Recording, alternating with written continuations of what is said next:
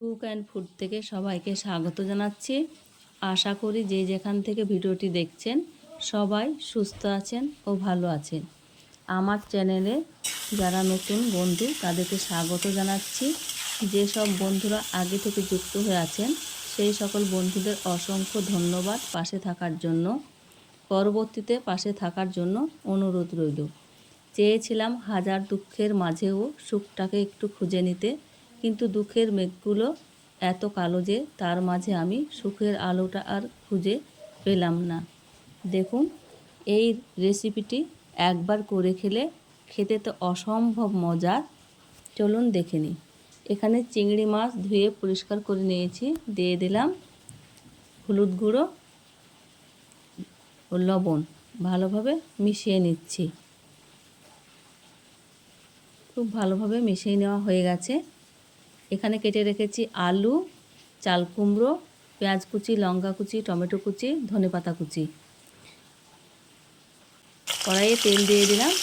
এবার চিংড়ি মাছগুলোকে দিয়ে দিলাম। এখানে 1 মিনিট নেড়ে নেব। খুব বেশি নাড়বো না, বেশি নাড়লে শক্ত হয়ে যাবে। নেড়ে নেওয়া হয়ে গেছে। এবার আমি তুলে নেব। ভিডিওর কোনো অংশ ভালো লেগে থাকলে লাইক দিয়ে সম্পূর্ণ ভিডিওটি দেখে নেবেন। ওই তেলেই দিয়ে দিলাম পেঁয়াজ কুচি, হালকা ভেজে নিয়েছি। দিয়ে দিলাম টমেটো কুচি, ভালোভাবে কষিয়ে নিচ্ছি। এবার দিয়ে দিচ্ছি আলুর সঙ্গে আবারও ভালোভাবে পেঁয়াজ কষিয়ে নিয়েছি। দিয়ে দিলাম স্বাদমতো লবণ, জিরের গুঁড়ো, আদা রসুনের পেস্ট, কাঁচা লঙ্কা কুচি। এখানে আমি হলুদ ব্যবহার করব না, যেহেতু চিংড়ি মাছে হলুদ দেওয়া আছে তাই আর হলুদ ব্যবহার করলাম না। এখানে দিয়ে দিচ্ছি কুচি করে কেটে রাখা চাল কুমড়ো। মশলার সঙ্গে খুব ভালোভাবে কষিয়ে নেব।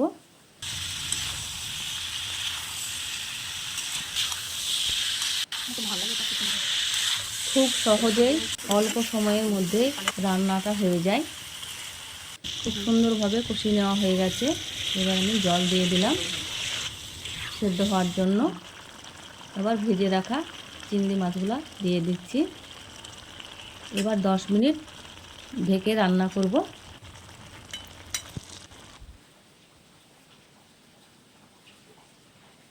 ভিডিওর কোনো অংশ ভালো লেগে থাকলে বন্ধুদের সঙ্গে বেশি বেশি শেয়ার করে দেবেন।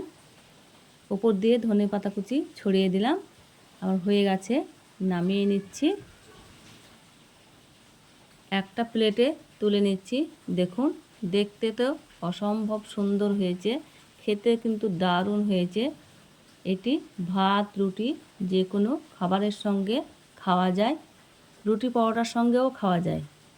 আপনারা একবার তৈরি করে দেখবেন, খেতে তো দারুণ। ভালো লাগলে বন্ধুদের সঙ্গে শেয়ার করে সাবস্ক্রাইব করে পাশে থাকবেন।